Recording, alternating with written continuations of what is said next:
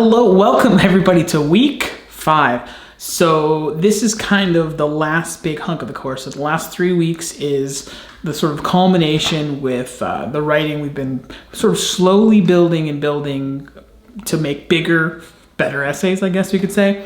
So this week we are looking at the start of Essay 3. I'll get you guys your feedback on Essay 2.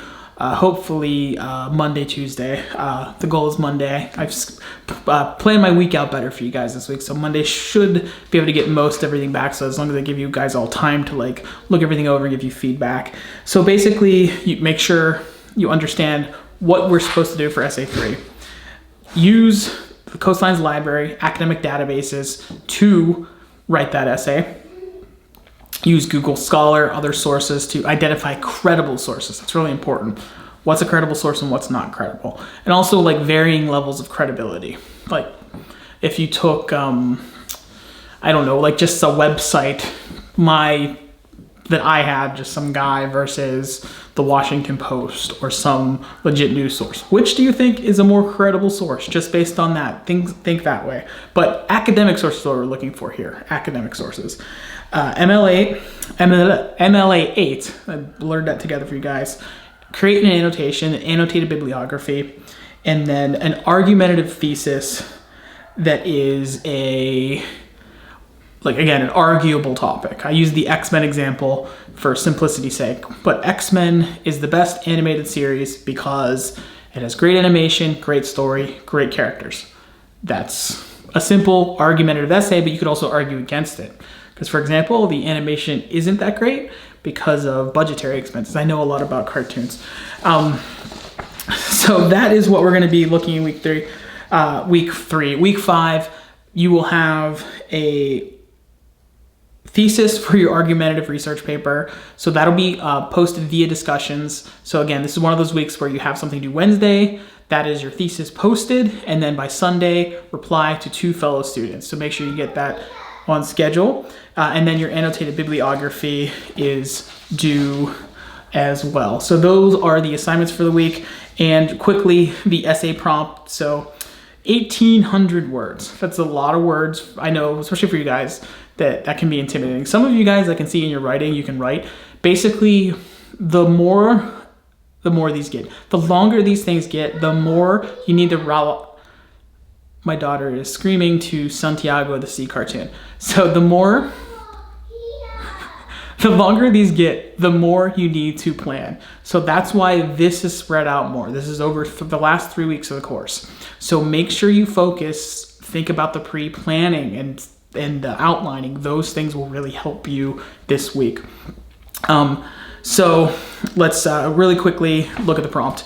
So develop your rhetorical skills in argumentation. You can identify an issue, choose a side, and defend that in a manner that your audience will at least acknowledge that you have a valid argument. You don't have to prove your point. You don't have to prove your point to them necessarily, but prove that your point is valid, I guess is the way to put it.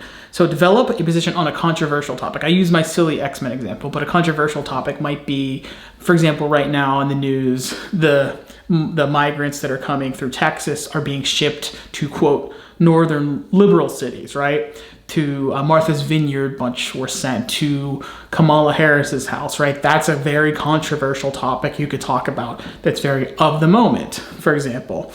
Thesis statement with a strong claim asserting your position that includes support. So if you're for the migrants being shipped to other places, why would you be for it? If you're against it, why would you be against it? So, and for example, that although most of these people come into places like Texas and the border states, they don't actually stay there. A lot of them do come to California, go to New York, to other states. I just happened to read about this today. Not thinking in context of this. Identify clear support topics to unify your argument and organize your body paragraphs. So what are the points of support that are clear, support your topic to build that body? And again, this is all the stuff that the more you think about this ahead of time, the better it is. You can get away with maybe, quote, free writing or just writing on the fly.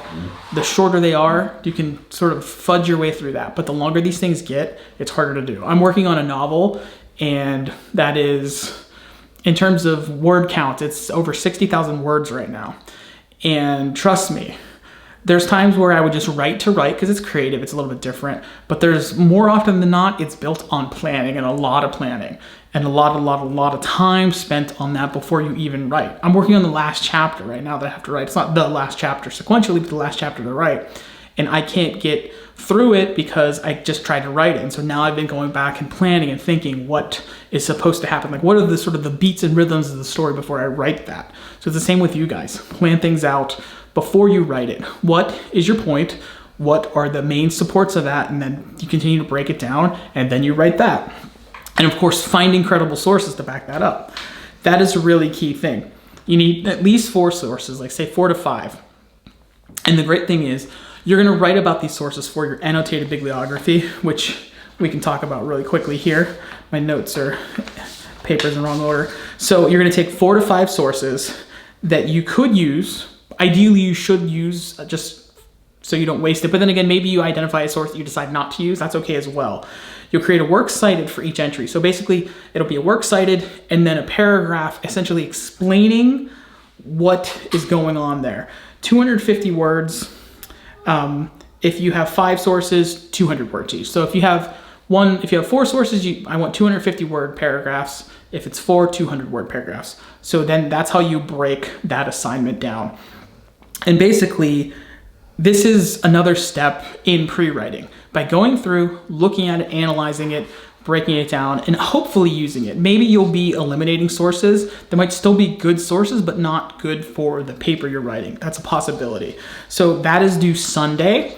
And then what is due Wednesday? I talked about this at discussion. So you will post your thesis statement by Wednesday at midnight and then reply by Sunday at midnight before the week ends to 2 fellow students, giving them substantial feedback on what you think, point them in, if you know of some direction you can help them go in, that kind of thing.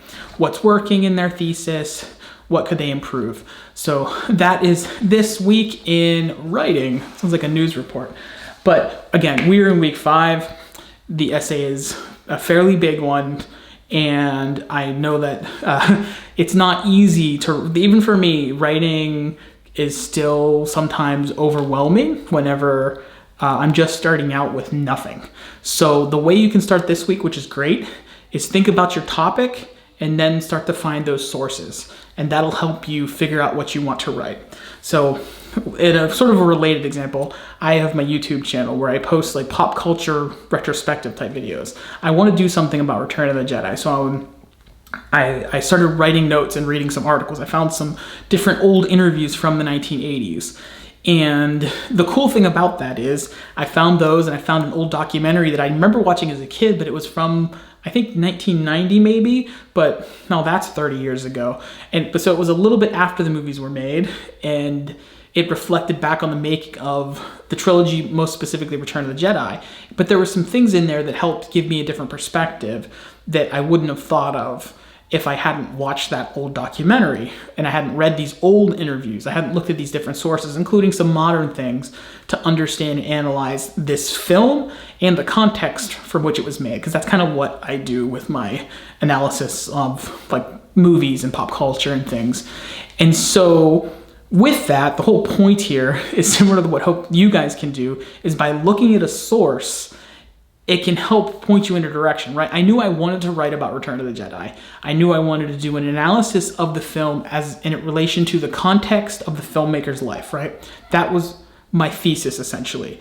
Return of the Jedi is a great film because George Lucas, the filmmaker, was going through a lot of transition in his life, including a divorce. This isn't a clearly stated thesis, unfortunately, but the idea is because of the turmoil in his life, he wanted the film to be a pleasant experience. And that's why it has Ewoks, for example. So, but the idea here is a lot of this stuff that I found I was sort of pointed in this direction or nudged that way by the sources I found. So hopefully, if you have your idea, the topic at least, you can find some sources that can help guide you where to go as you build.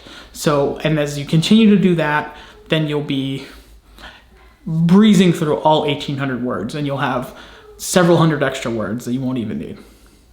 I will see you guys online.